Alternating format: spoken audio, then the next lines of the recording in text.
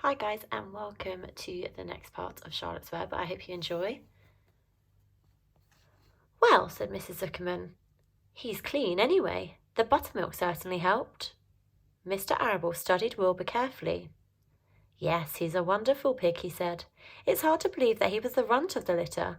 You'll get some extra good ham and bacon, Homer, when it comes to kill that pig. Wilbur heard these words, and his heart almost stopped. I think I'm going to faint, he whispered to the old sheep who was watching. Kneel down, whispered the old sheep. Let the blood rush to your head. Wilbur sank to his knees, all radiance gone, his eyes closed. Look, screamed Fern, he's fading away. Hey, watch me, yelled Avery, crawling on all fours into the crate. I'm a pig, I'm a pig. Avery's foot touched Templeton under the straw. What a mess, thought the rat. What fantastic creatures boys are. Why did I let myself in for this? The geese saw Avery in the crate and cheered. Avery, you get out of that crate this instant, commanded his mother. What do you think you are? I'm a pig, cried Avery, tossing handfuls of straw into the air. Oink, oink, oink. The truck is rolling away, Papa, said Fern. The truck, with no one at the wheel, had started to roll downhill. Mr. Arable dashed to the driver's seat and pulled on the emergency brake. The truck stopped. The geese cheered. Charlotte crouched and made herself as small as possible in the knothole so Avery wouldn't see her. Come out at once, cried Mrs. Arable. Avery crawled out of the crate and on hands and knees making faces at Wilbur. Wilbur fainted away. The pig has passed out, said Mrs. Zuckerman. Throw water on him. Throw buttermilk, suggested Avery. The geese cheered. Lurvy ran for a pail of water. Fern climbed into the pen and knelt by Wilbur's side. It's sunstroke, said Zuckerman. The heat is too much for him. Maybe he's dead, said Avery. Come out of that pig pen immediately, cried Mrs. Arable. Avery obeyed his mother and climbed into the back of the truck so he could see better. Lurvy returned with cold water and dashed it on Wilbur. Throw some on me, cried Avery. I'm hot too. Oh, keep quiet, hollered Fern. Keep quiet. Her eyes were brimming with tears. Wilbur, feeling the cold water, came to. He rose slowly to his feet while the geese cheered. He's up, said Mr. Arable. I guess there's nothing wrong with him. I'm hungry, said Avery. I want a candied apple.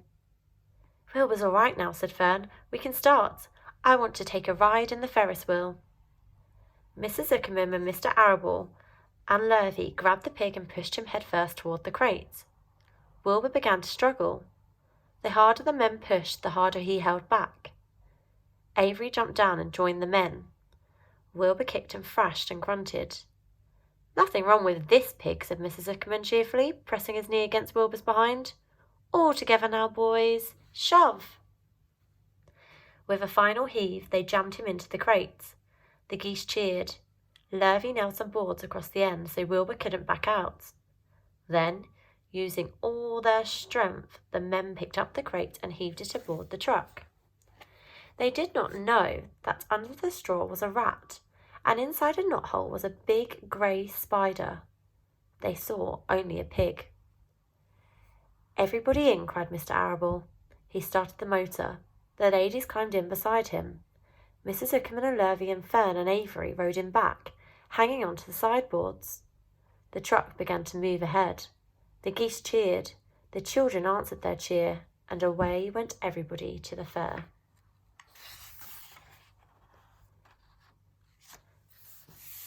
Chapter 17. Uncle. When they pulled into the fairgrounds, they could hear music and see the Ferris wheel turning in the sky.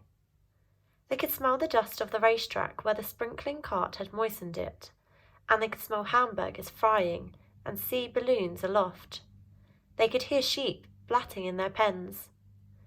An enormous voice over the loudspeaker said, Attention please, will the owner of a Pontiac car license number H2439 please move your car away from the fireworks shed? Can I have some money? Asked Fern. Can I too? Asked Avery. I'm going to win a doll by spinning a wheel and it will stop at the right number, said Fern. I'm going to steer a jet plane and make it bump into another one. Can I have a balloon? Asked Fern. Can I have a frozen custard and a cheeseburger and some raspberry soda pop? Asked Avery. You children, be quiet till we get the pig unloaded, said Mrs. Arable. Let's let the children go off by themselves, suggested Mr. Arable. The fair only comes once a year. Mr. Arable gave Fern 2 quarters and 2 dimes. He gave Avery 5 dimes and 4 nickels. Now run along, he said, and remember the money has to last all day. Don't spend it all the first few minutes, and be back here at the truck at noontime so we can all have lunch together. And don't eat a lot of stuff that's going to make you sick to your stomachs. And if you go in those swings, said Mrs. Arable, you hang tight, you hang on very tight, hear me? And don't get lost, said Mrs. Zuckerman. And don't get dirty, don't get overheated, said their mother. Watch out for pickpockets, cautioned their father. And don't cross the racetrack when the horses are coming, cried Mrs. Zuckerman. The children grabbed each other by the hand and danced off in the direction of the merry-go-round, toward the wonderful music and the wonderful adventure and the wonderful excitement, into the wonderful midway, where there'd be no parents to guard them and guide them, and where they could be happy and free and do as they pleased. Mrs. Arable stood quietly and watched them go. Then he sighed. Then she blew her nose. Do you really think it's all right? She asked. Well, they've got to grow up sometime, said Mrs. Arable, and a fair is a good place to start, I guess.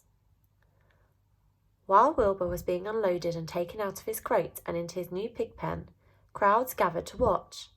They stared at the sign, Zuckerman's famous pig. Wilbur stared back and tried to look extra good. He was pleased with his new home. The pen was grassy, and it was shaded from the sun by a shed roof. Charlotte, watching her chance, scrambled out of the crate and climbed a post to the underside of the roof. Nobody noticed her. Templeton, not wishing to come out in broad daylight, stayed quietly under the straw at the bottom of the crate. Mrs. Zuckerman poured some skim milk into Wilbur's trough, pitched clean straw into his pen, and then he and Mrs. Zuckerman and the Arables walked away toward the cattle barn to look at purebred cows and to see the sights. Mrs. Zuckerman particularly wanted to look at tractors. Mrs. Zuckerman wanted to see a deep freeze. Lurvy wandered off by himself, hoping to meet friends and have some fun on the midway.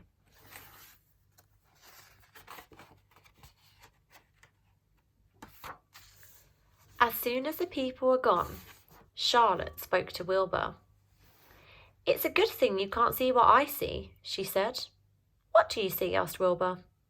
There's a pig in the next pen, and he's enormous. I'm afraid he's much bigger than you are. Maybe he's older than I am, and has had much more time to grow, suggested Wilbur. Tears began to come to his eyes. I'll drop down and have a closer look, Charlotte said. Then she crawled along a beam till she was directly over the next pen. She let herself down on the drag line until she hung in the air from just in front of the big pig's snout. May I have your name? She asked politely. The pig stared at her.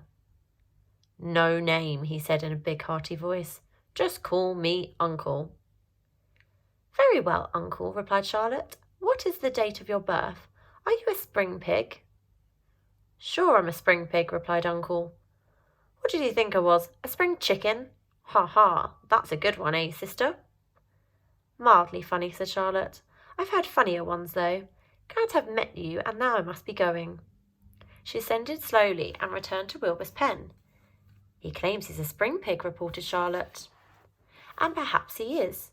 One thing is certain, he has a most unattractive personality. He's too familiar, too noisy, and he cracks weak jokes.